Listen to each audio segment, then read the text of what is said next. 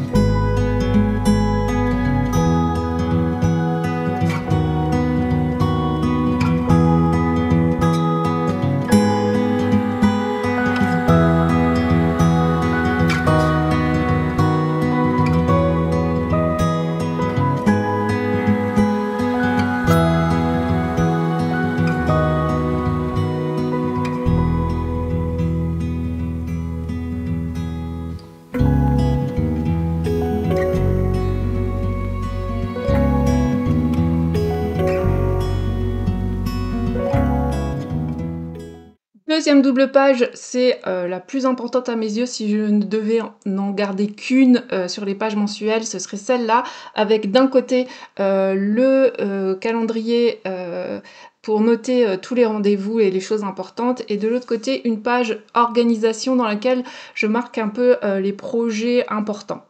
Il y a vraiment deux côtés qui sont assez indépendants les uns des autres. Celle-ci, elle est toujours fixe, elle se présente toujours comme ça, c'est vraiment un incontournable de mes pages mensuelles. Donc c'est un déroulé du mois dans lequel que je partage en deux parce que mon bullet journal me sert aussi bien du côté perso que du côté plus boulot de mon entreprise. Et je viens, alors là j'ai pas tout noté parce qu'il y avait des choses que j'avais pas spécialement envie de partager, mais je viens noter mes rendez-vous, les choses qu'il faut pas que j'oublie, donc les rendez-vous médicaux, les rendez-vous, je sais pas, chez le garage, enfin bref, toutes ces choses. Alors quand il y a une heure, je mets l'heure et puis le rendez-vous. Quand il n'y a pas d'heure, je mets juste ce qui est important. Et puis là, c'est la semaine où je pars en vacances. Par exemple, je note aussi si j'ai de la visite, enfin voilà, toutes les choses qu'il ne faut pas que j'oublie. Et puis de ce côté-là, c'est tous les rendez-vous importants au niveau de créer, etc. Là, j'ai noté le début d'atelier, je note les zooms quand j'ai des zooms, vraiment les choses qui sont pas routinières, pardon, parce que je sais que par exemple tous les lundis j'ai un live dans le groupe du labo. Bon, ça je le note pas sur cette page-là parce que je sais que tous les lundis c'est là, donc il y a peu de chances quand même que j'oublie, peu de risques, mais il y a d'autres choses je peux oublier. Et pour moi, et c'est aussi pour ça que c'est important pour moi que le bullet journal me correspond bien, c'est que j'ai une mémoire visuelle, et donc le fait de l'écrire, c'est déjà une façon de le mémoriser. Et puis ensuite, en fait, je viens toujours, à chaque fois que je crée ma page hebdomadaire, je viens me référer ici pour savoir si est-ce que la semaine du 30 juin au 6 juillet, est-ce que j'ai des rendez-vous, et si oui, je les note dans ma page hebdomadaire.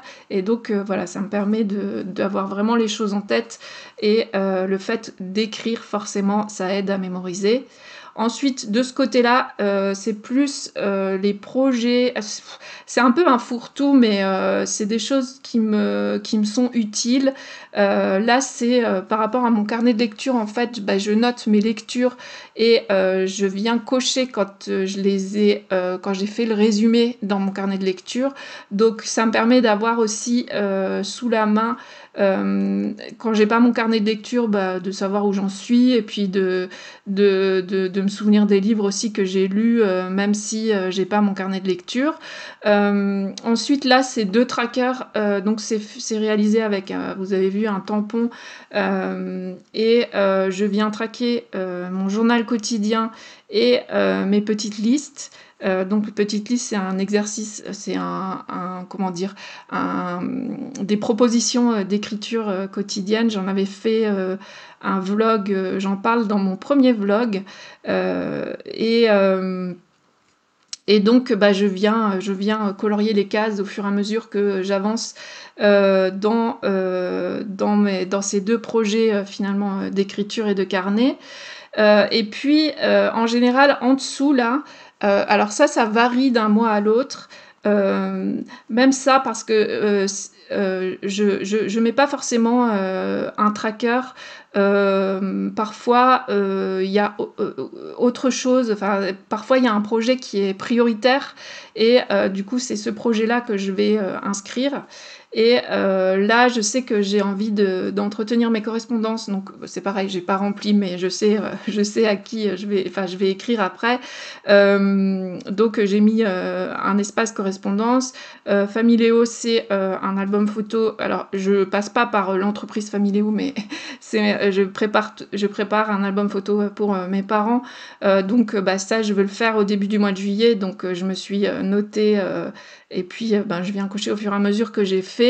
Parfois, là, c'est des projets plus personnels, parfois c'est des projets, plus, le mois dernier, j'avais, l'atelier là, qui commence, la semaine prochaine à préparer donc j'avais quelque chose à propos de cet atelier. Il y avait aussi, les cadeaux que je voulais envoyer, à mes laborantines donc il y avait quelque chose à propos de ça aussi. Donc vous voyez, ça change, il y a, ça c'est un invariant, le carnet de lecture, c'est toujours là.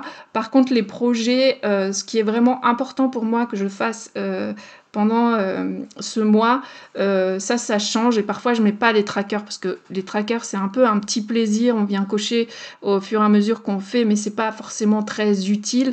Moi je vois vraiment le tracker, en tout cas ceux-là, un peu comme une récompense. Enfin, je sais pas trop comment exprimer ça, c'est joli, enfin voilà, ça fait aussi que sur une page, c'est sympa. Mais quand j'ai des choses plus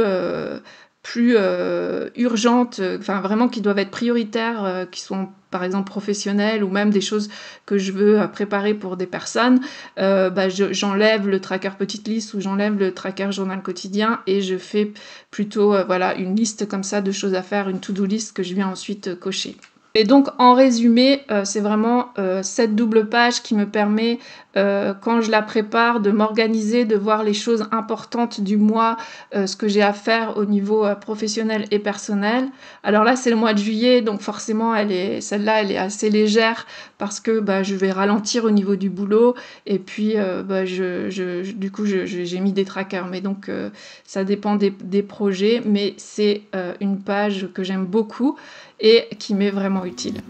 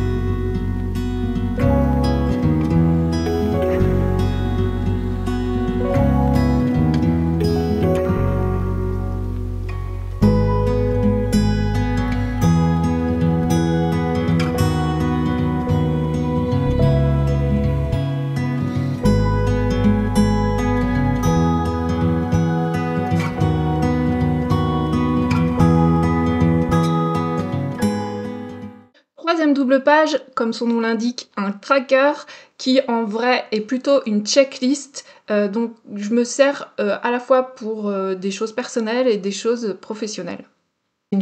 C'est des choses que je souhaite faire tous les jours et en même temps c'est des choses que ça me permet quand en fait j'ai ce que j'appelle routine créée, etc. Donc par rapport à mon entreprise, je note ça chaque jour dans ma to-do list et puis je sais que je me réfère à ces items-là et puis du coup je pointe au fur et à mesure que je le fais. Mais parfois, si je suis en vacances pendant une semaine, je le fais pas et c'est pas grave. Enfin, je veux dire, c'est pas comme un tracker où on se dit, faut absolument que je le fasse tous les jours. Là, ça correspond à mes jours de travail et puis il y a même des jours où parfois je le fais pas, mais voilà, c'est un peu comme un pense-bête. Et là, c'est des choses plus personnelles pour savoir si je suis allée marcher, si j'ai lu, voilà, ce genre de choses, si j'ai dessiné. Donc au-dessus, c'est des choses plus personnelles, mais pareil, je me fais pas, une obligation de venir remplir ce tracker tous les jours, mais j'aime bien le préparer chaque mois et puis j'aime bien de temps en temps quand même m'y référer pour avoir une idée de si c'était un mois où j'ai été très active, où j'ai beaucoup travaillé, ou si c'était un mois où j'ai pris le temps, par exemple, de lire. Enfin voilà, c'est un peu comme une mémoire et en même temps une checklist à pointer quand je me mets à travailler. Cette mise en page là très aérée me vient de Annie by Journal, je crois que c'est son pseudo sur Instagram. C'était un cours Domestika que j'avais suivi sur le Bullet Journal que j'avais suivi il y a quelques années. et j'avais beaucoup aimé cette mise en page très aérée. Alors elle fait tout un décor là. Moi ça m'arrive aussi de dessiner comme ça. Là je suis venue mettre un imprimable, je pense que celui-là, il me vient de... Je me souviens plus de son nom. Je vous mettrai le lien dans la barre de commentaires. Je me souviens plus de son pseudo. Bref, en tout cas, je vous mettrai ça dans la barre de commentaires. Et parfois, je dessine. Enfin voilà, ça dépend. Mais en tout cas, cette mise en page-là, très, très épurée et qui, pour le coup, est très rapide à faire, me vient de Annie Page Journal.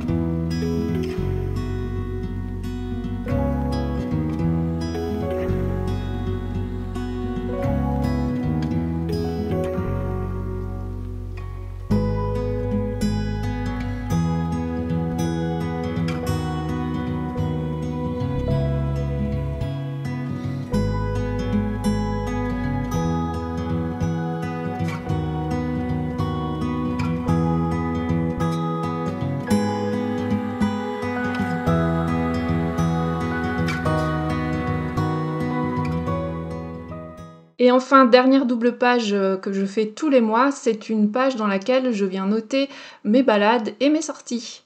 Que j'appelle mes petites balades, mais je note aussi mes sorties. En fait, je note un peu la sortie principale de la journée. Donc ça peut être... au départ, c'était vraiment pour noter où j'allais, les tours que je faisais, parce que moi, mon exercice physique, c'est surtout à travers la marche et la randonnée. Et je notais aussi le nombre de pas que je faisais. Enfin, il y avait un côté un petit peu sportif à ce tracker. Et puis, ma santé s'est un petit peu dégradée. Je peux moins faire des grands tours comme je faisais avant. Et je fais plus trop attention au nombre de pas que je fais. Enfin, je fais quand même un petit peu attention pour quand même bouger suffisamment.